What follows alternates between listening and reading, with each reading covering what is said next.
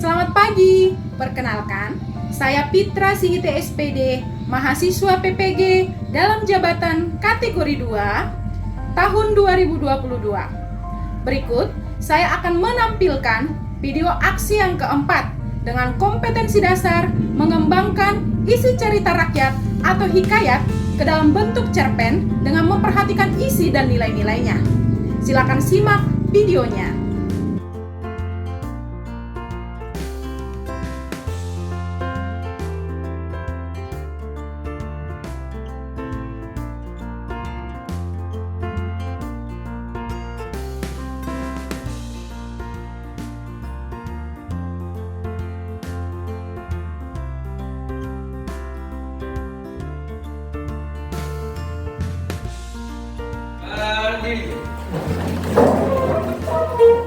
Berikan salam. Pagi, luar biasa, tetap semangat. Ya, selamat pagi. Langsung pimpin doa. Kita berdoa, izinkan saya berdoa dalam agama Islam. Bismillahirrahmanirrahim. Alhamdulillahirrahmanirrahim. Wassalatu wassalamu ala asyrafil anbiya'i wal mursalin sayyidina wa maulana Muhammadin wa alihi. Berikanlah kepintaran kepada kami dan guru-guru kami serta seluruh murid di SMA Tewah ini. Rabbana atina fid dunya hasanah wa fil akhirati hasanah wa qina adzabannar. Wassallallahu ala sayyidina Muhammadin wa ala alihi wasallam. Walhamdulillahirabbil alamin. Baik, Ibu akan membacakan daftar hadirnya dulu. Tapi sebelumnya Ibu mau tanya, apakah semua di fase E1 ini hadir? Tidak. Siapa yang tidak hadir, Nak? Riri sama Julia. Riri, kenapa? Riri izin, Julia sakit. Ibu akan membakar semangat kalian dulu dengan yel-yel. Ibu buat yel-yelnya. Bahasa Indonesia. Bahasa Indonesia. Bahasa Indonesia. Mantap. Nah, siapa yang bisa membaca kompetensi dasarnya dengan lantang dan lugas? Kompetensi dasar 4.8. Siapa yang bisa, Nak? Kompetensi dasar yaitu mengembangkan cerita rakyat atau hikayat dalam bentuk cerpen dengan memperhatikan isi dan nilai-nilai. Ya, baik. Untuk materi yang sebelumnya dan materi yang sekarang, siapa yang bisa menjelaskan? Saya, Bu. Materi sebelumnya adalah membandingkan nilai-nilai dan kebahasaan cerita rakyat dan cerpen. Dan materi hari ini adalah mengembangkan cerita rakyat atau hikayat ke dalam bentuk cerpen dengan memperhatikan isi dan nilai-nilai. Ya, manfaat yang bisa Ibu tambahkan agar kita misalnya mampu mengembangkan yang namanya hikayat ini ke dalam bentuk cerpen. Apa sih manfaatnya, Bu, dalam kehidupan sehari-hari? Yang pertama, melestarikan budaya. Banyak cerita rakyat yang di Kalimantan Tengah ini yang kurang kita pahami kan, dan masih menggunakan bahasa Dayak yang asli. Tetapi karena kita bisa membuatnya dalam bentuk cerpen, cerita pendek dengan bahasa Indonesia yang mudah dipahami, maka orang pendatang seperti Ibu lebih gampang mengerti. Ibu akan menampilkan sebuah video. Silakan nanti kalian simak videonya ini dengan baik. Bila perlu, poin-poin pentingnya silakan ditulis. Karena kita mau mengembangkan hikayat ke dalam bentuk cerpen, jadi kita harus tahu ide cerita dari video yang Ibu tampilkan. Bisa dipahami? Bisa. Ya, silakan disimak videonya. Yang berdiam di sekitar sungai memiliki banyak cerita rakyat yang masih dikenal hingga sekarang. Salah satu cerita rakyat tersebut adalah Kutukan Raja Mintin. Raja Mintin memiliki sepasang anak laki-laki kembar. Kedua anaknya tersebut diberi nama Naga dan Buaya. Naga dan Buaya, besok ayah akan pergi berlayar. Untuk sementara, roda pemerintahan ayah serahkan kepada kalian. Selain itu, juga sebagai pembelajaran kepada kalian bagaimana cara mengelola sebuah negara.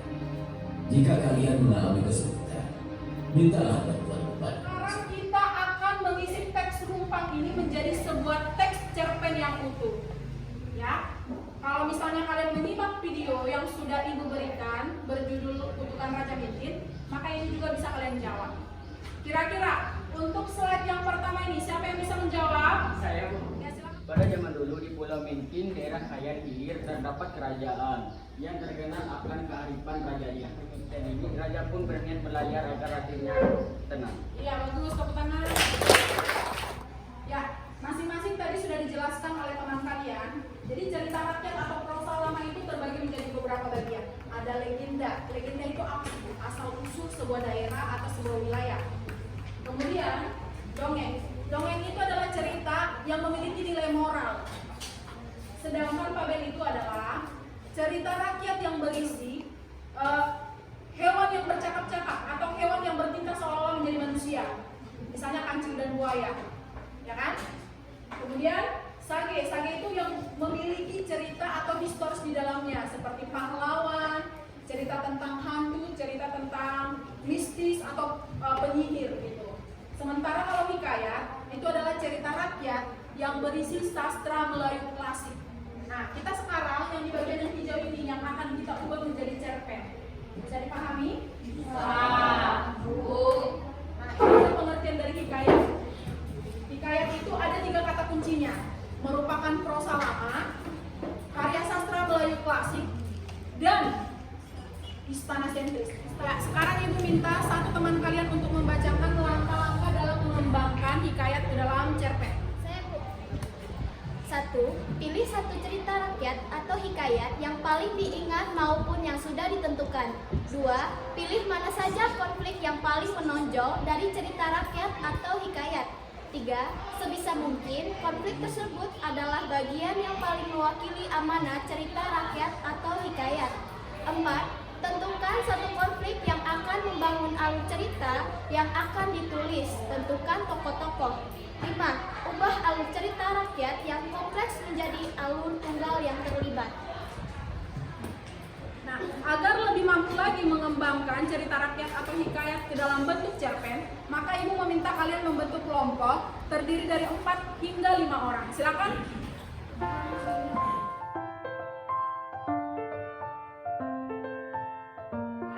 Sekarang silakan buka buku paketnya halaman 60 sampai 63. Perhatikan hikayat si miskin pada buku paketnya. Kalian akan mengembangkan hikayat si miskin yang menggunakan bahasa Melayu klasik ini menjadi sebuah cerpen yang mudah dipahami. Nah, sekarang ibu akan membagikan LKPD. Kalian simak LKPD-nya dengan baik, kemudian diisi.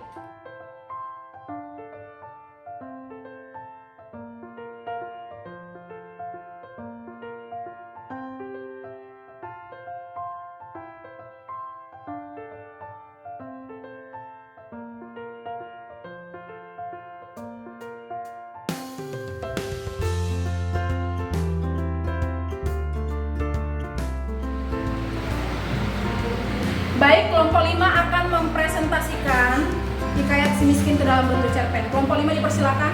Perkenalkan, kami dari kelompok 5 ingin mempresentasikan hikayat si miskin dalam bentuk cerpen. Pertama-tama di sini kami telah menyediakan kata-kata yang akan dibacakan oleh Muhammad Irfan. Selamat pagi besti semua. Berdirinya kami di sini untuk mempresentasikan hasil kelompok kami, bukan untuk mempresentasikan perasaan kami untuk dia. Mengembangkan hikayat si miskin ke dalam bentuk cerpen. Pada zaman dahulu kala di negeri Antah Berantah yang dipimpin oleh seorang raja yang bernama Maharaja Indradewa, hiduplah sepasang suami istri yang sangat miskin. Si miskin sebenarnya adalah seorang raja yang dikutuk oleh Batara Indra hingga seperti itu. Si miskin meminta buah tempelan yang sudah jatuh untuk istrinya. Raja memberikannya setangkai. Ketika ia sampai di rumah, istrinya sangat senang. 3 bulan kemudian, sang istri menginginkan buah nangka yang artinya anak di dalam kesukaran. Kemudian si miskin ingin membangun rumah untuk mereka bertiga. Ketika ia menggali tanah untuk menancapkan tiang, ia menemukan telaju yang berisi banyak emas dan akhirnya mereka bisa mengubah hidup mereka lebih baik lagi. Sekian, terima kasih dari presentasi kami. Mohon maaf bila ada kesalahan, dan sebelum menutup presentasi ada kata-kata terakhir dari Muhammad Irfan. Cukup sekian presentasi dari kami. Bila ada yang belum jelas silahkan bertanya saja. Tapi jangan tanya soal kepastian. Kami di sini presentasi bukan mengisi hatimu yang sunyi. Ya. Adakah teman-teman dari kelompok lain ingin mengajukan pertanyaan? Kami persilahkan. Dari kelompok 3 ingin bertanya kepada kelompok 5. Mengapa istri si miskin mengidam buah tempelam atau buah Terima mangga? kasih atas pertanyaannya dari kelompok 3. Dan pertanyaan kelompok 3 akan dijawab oleh saudara kami. Ya, baik, saya akan menjawabnya dengan singkat. Karena istri si miskin hamil 3 bulan. Baik, terima kasih atas pertanyaan yang telah diberikan. Sekian dari kami menutup dari presentasi kami. Ya, kepada kelompok 2 dipersilakan. Ada Mawar dan juga Melati. Sebelum masuk ke pembahasan ini, dengarkan dulu pantun dari kami. TV rusak jangan dipukul, nanti dia bisa mati. Karena semua sudah berkumpul, maka kami akan memulai presentasi. Kami dari kelompok 2 akan mempresentasikan hikayat si miskin dalam bentuk cerpen. Pada zaman dulu kala ada seorang suami istri yang sangat miskin. Si suami sebenarnya adalah seorang raja yang dikutuk oleh Batara Indra hingga menjadi sangat miskin. Pada suatu hari, raja-raja mencari Balang dan hampir sedang menghadapi Belinda raja. Si miskin juga ingin datang menghadap. Sebelum menemui raja, seorang yang melihatnya tertawa dan melemparinya dengan batu dan kayu hingga badannya penuh darah. Belinda raja yang mendengarnya bertanya, siapa dia? Kemudian Belinda raja mengawalnya untuk sekian presentasi dari kelompok kami. Jika ada yang ingin bertanya, silakan, kami akan memberi jawaban bukan harapan. Kelompok 1 ingin bertanya kepada kelompok 2. Kepada siapa si miskin meminta buah tempelan atau mangga? Dengan istrinya, ia semakin dekat menghadap Maharaja Indradewa yang saat itu sedang mengadakan pertemuan. Si miskin meminta buah tempelan yang sudah jatuh untuk istrinya. Raja memberinya setangkai. Apakah kelompok 1 bisa menerimanya? Kami dari kelompok 1 dapat menerima jawaban dari Terima kasih, sekian, terima kasih. Ya, bagus ya, tepuk tangan. Saya meminta satu siswa untuk menyimpulkan pembelajaran kita hari ini. Siapa yang bisa? Teman-teman, saya akan membacakan refleksi kesimpulan pelajaran kita pada pagi hari ini.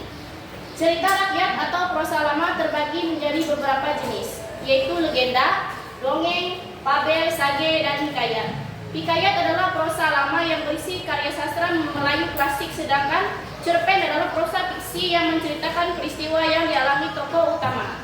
Cerpen juga dikatakan cerita pendek. Hikayat cenderung berlatar belakang keluarga kerajaan, sedangkan cerpen tokoh yang terdapat dalam cerita lebih variatif. Beberapa hal yang harus dipahami dalam merumuskan ide cerita berdasarkan hikayat dapat menggunakan kata tanya, adik Simba, yaitu apa, di mana, kapan, siapa, mengapa, dan bagaimana.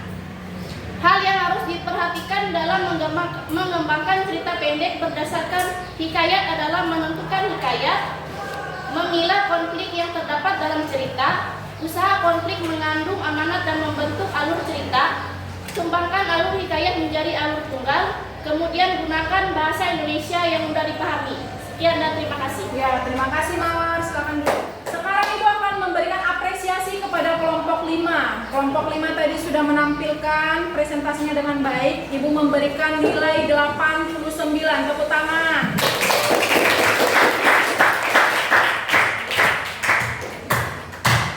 Kelompok 2 nilainya 88. Tepuk tangan.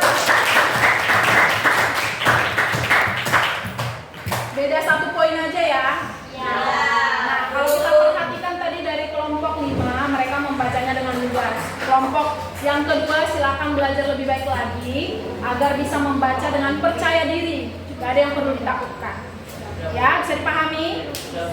Nah, pertemuan kita yang kedua, kita masih berhubungan dengan hikayat dalam mengembangkan hikayat ke dalam bentuk cerpen. Nanti kelompok yang belum presentasi akan presentasi minggu depan. Bisa dipahami? Bisa. Baik, sampai di sini pembelajaran kita. Sebelum kita menutup, Ibu minta satu orang untuk memimpin doa dulu. Teman-teman, sebelum kita mengakhiri pelajaran bahasa Indonesia kita, mari kita berdoa.